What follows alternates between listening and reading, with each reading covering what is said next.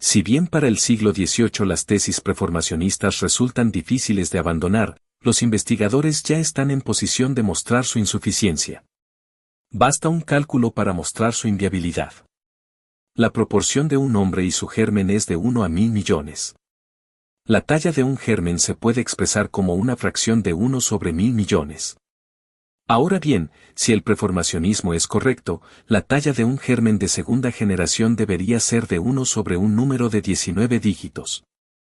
Ya para la sexta generación la talla sería de 1 sobre un número de 55 dígitos. El problema radica en que, según Buffon, al hacer los cálculos de la menor partícula que se podría ver con el microscopio, resulta en una fracción de 1 sobre un número de 54 dígitos. Entonces el germen de la sexta generación sería más pequeño que la partícula más pequeña posible. Y si estos gérmenes pueden ser aún más pequeños, resultaría un poco absurdo sostener la viabilidad de estas nociones preformacionistas de acuerdo con Buffon. También está el fenómeno de la regeneración. Se trata de esta capacidad que tienen algunos animales de reconstruir las partes que se pierden por algún infortunio. Este es el caso del gusano de agua que estudia Bonnet y de la hidra de Tremblay. A estos animales les salen pólipos que crecen y se separan del tronco principal.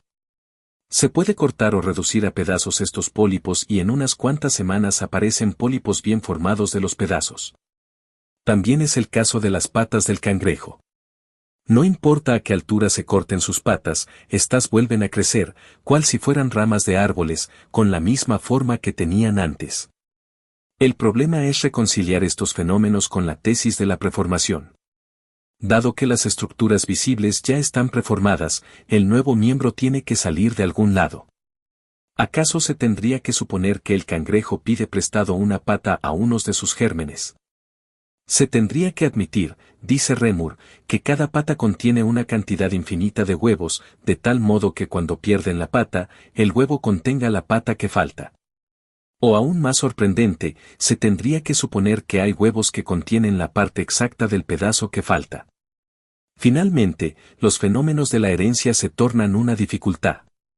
Si bien el parecido de los hijos a los padres es justificado por los preformacionistas por una fuerza activante o nutritiva, el problema es que estos fenómenos exhiben una regularidad innegable. Cuando un hombre de raza negra y una mujer de raza blanca procrean, sus descendientes parecen intermedios entre los dos progenitores. El color de la piel siempre es oliváceo y muchos rasgos tanto físicos como morales parecen provenir de ambos padres. Lo mismo pasa con los animales.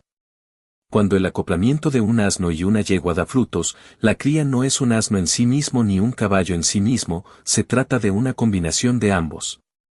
Si el germen está preformado, el resultado del acoplamiento debería ser un animal que se asemeje solo a uno de los progenitores. No debería haber espacio para una combinatoria de rasgos, puesto que el germen debería de poseer rasgos definidos de antemano. Sería absurdo, dice Maupertuis, decir que el asno pone en movimiento las partes del huevo que contiene al caballo en miniatura para producir orejas de asno, dada la naturaleza de la preformación. Lo que la experiencia muestra es que los imprevistos en el acoplamiento tienen mucho que ver. Si bien los fenómenos de la herencia adquieren cierta importancia, esta época todavía no puede tomar estos fenómenos como objetos de estudio ni mucho menos como objetos de experimentos. En tanto los seres vivos se consideren como combinaciones de estructuras visibles, solo cabe esperar reordenaciones de estos elementos entre las hibridaciones de animales que difieren en una amplia gama de caracteres. Aunque el concepto de especie excluya de su dominio a niños con cara de perro o corderos con cola de pescado, todavía no está claro el límite de este concepto. Aún no es una certeza el límite impuesto por la naturaleza a los amores entre las bestias. Se puede intentar verificar lo que se cuenta de estos cruzamientos. Muchos hablan de jumartes, un tipo de animales que son producto del acoplamiento de animales muy próximos como toro y yegua, asno y vaca, incluso entre perro y gata o gallina y pato. Charles Bonnet sugiere a Spallanzani tomar un voluptuoso perro de aguas y ponerlo en compañía de varias conejas. Por su parte, Reaumur encierra en su guardarropa a un ardiente conejo con una gallina. Según Reaumur, el conejo era tan impetuoso con la gallina como lo sería con una coneja y la gallina permitía todo lo que le permitiría a un gallo. Pese a los esfuerzos y las grandes expectativas de Reaumur, los huevos nunca llegan a eclosionar. Esto refuerza la idea de que el concepto de especie solo se debe basar en la filiación, es decir, en la producción de seres semejantes. Ante el fracaso de sus experiencias, Reaumur se limita a cruzamientos entre animales de la misma especie. Reaumur planea todo un material experimental innovador. El plan es juntar animales que posean rasgos adicionales o rasgos faltantes evidentes. Hay gallinas que poseen un dedo adicional, mientras que hay otras que carecen de rabadilla. La idea es juntar gallinas con dedos adicionales con gallos de rasgos normales y viceversa.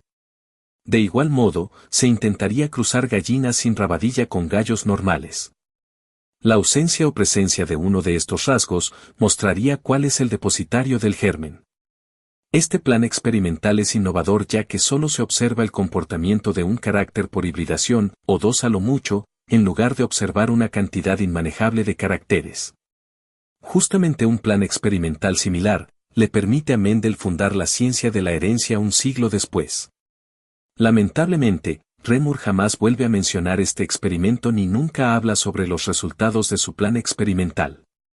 Es con las plantas con las que se producen plenamente híbridos, una vez descubierto métodos de cruzamiento. Lo que se observa son combinaciones de rasgos o caracteres de ambos progenitores en el producto. Una vez producido un híbrido fértil, se ven desaparecer rasgos y se ven volver a aparecer rasgos de una generación a otra. Todo esto calza mal con idea de una miniatura que ya posee caracteres inmutables y dados de antemano. Aunque de los animales no se puedan sacar conclusiones certeras acerca de la hibridación por falta de experiencias adecuadas, los registros humanos ofrecen una oportunidad para observar este fenómeno. No sería adecuado observar simplemente los parecidos que tiene un niño con sus padres, sería mucho más fructífero evaluar lo que pasa con algunas singularidades a lo largo del tiempo. Se trata de hacer una encuesta genealógica y los registros permiten hacer esto. Maupertuis cita un caso particular. Jacob Rue, un cirujano berlinés, nació con 6 dedos en cada mano y cada pie. Esto lo hereda de su madre Elisabeth Rue, quien a su vez lo adquiere de su madre Elisabeth Horstmann. Elisabeth Rue se casa con John Christian Rue, quien no presenta ninguna singularidad en sus manos y pies. Elisabeth concibe 8 hijos de los cuales solo 4, entre ellos Jacob Rue, presentan la singularidad. Por su parte, Jacob Rue contrae matrimonio con Sophie Louise, quien tampoco tiene nada especial en sus manos y pies. De este matrimonio nacen 6 hijos, 2 de ellos hexadigitales. Uno de ellos, Jacob Honest, presenta 6 dedos en el pie izquierdo y 5 en el derecho. En cuanto a sus manos, una presenta 6 dedos, aunque le fue cortado el suplementario, y una verruga en la otra. Este registro muestra que el sexadigitalismo se transmite tanto por los padres como de las madres. Casos similares en Malta son descritos por Charles Bonnet y Reaumur. Estos registros no concuerdan, una vez más, con la tesis de la preformación. A lo largo del siglo XVIII, el estudio de los seres vivos pasa poco a poco de los médicos a nuevos profesionales, a saber, los naturalistas. Sin embargo, estos aún no se consolidan en este campo. No poseen una individualidad ni conceptos ni métodos propios, ni siquiera un lenguaje propio. La taxonomía ha dado un orden al caos de las estructuras visibles y han creado todo un sistema de coordenadas en el cual se insertan los seres vivos. Por su parte, la fisiología empieza a revelar un orden oculto en el interior de los seres vivos.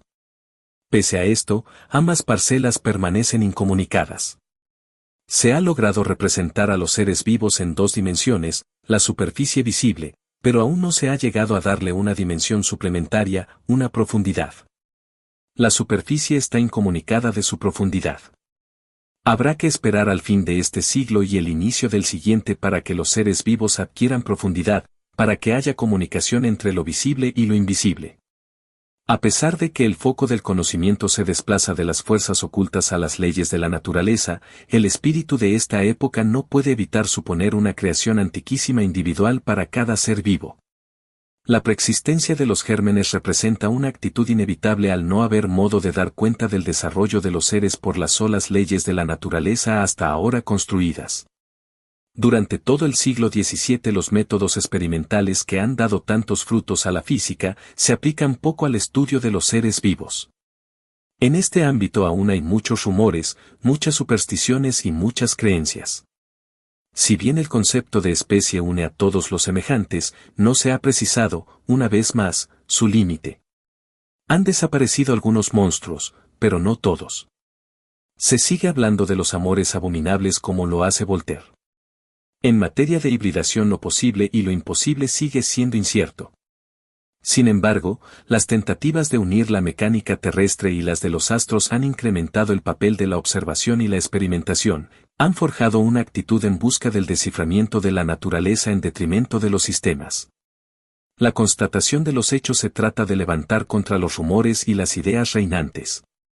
Y hechos como la regeneración de los miembros o los parecidos de un niño con su padre y madre concuerdan mal la idea de la preformación.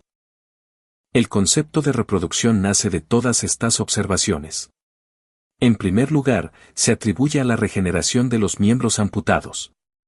Cuando a un cangrejo se le amputa una pata, se reforma, se recrea, se reconstruye o se reproduce la pata. Esto simplemente significa que algo que existía antes se vuelve a formar. Este concepto aparece por primera vez en una memoria de Reaumur publicada en los trabajos de la Academia de Ciencias. Este significado se mantiene durante todo el siglo XVIII, especialmente en las memorias de Charles Bonnet. Incluso la enciclopedia usa el término reproducción en este sentido, es decir, como la reproducción de algo que antes existía y que fue destruido después. Se pone directamente el ejemplo del cangrejo.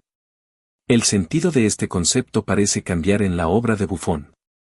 En su Histoire naturelle des animaux, la reproducción no solo se refiere a la regeneración de los miembros amputados sino que se extiende a la generación de los seres vivos. Para Buffon la capacidad de producir lo semejante de los seres vivos se concibe como una reproducción, es decir, como una reformación de la imagen de los progenitores. Aunque todo el mundo acepta el término de reproducción en su sentido de regeneración del miembro apuntado, nadie habla en los mismos términos de Buffon ni se le da el mismo sentido que le da Buffon. Gente como Spallanzani, Charles Bonnet y Haller seguirán hablando de seres preformados. Son justamente Buffon y Maupertuis quienes intentan dar una respuesta diferente a la preformación. Dado que la preformación no puede dar cuenta de la regeneración de los animales ni de la herencia bilateral, habría que buscar una alternativa a estas ideas. De lo que se trata es de dar cuenta de la mecánica de la que se sirve la naturaleza para producir lo que vemos en el día a día. Y esta mecánica necesariamente debe ser de orden superior y oculta. Limitándose a las meras estructuras visibles de los seres vivos, se entra en callejón sin salida, se hace imposible explicar la reproducción, pero la posibilidad de un nuevo orden en la profundidad de los cuerpos abre las puertas a nuevas posibilidades. No obstante, con el solo recurso de la mecánica newtoniana y a falta de técnicas y métodos, estas tentativas están destinadas al fracaso. Pero la idea de una reproducción y la búsqueda por un ordenamiento oculto que dé coherencia a lo visible van a contribuir a la creación de la ciencia de la vida, la biología.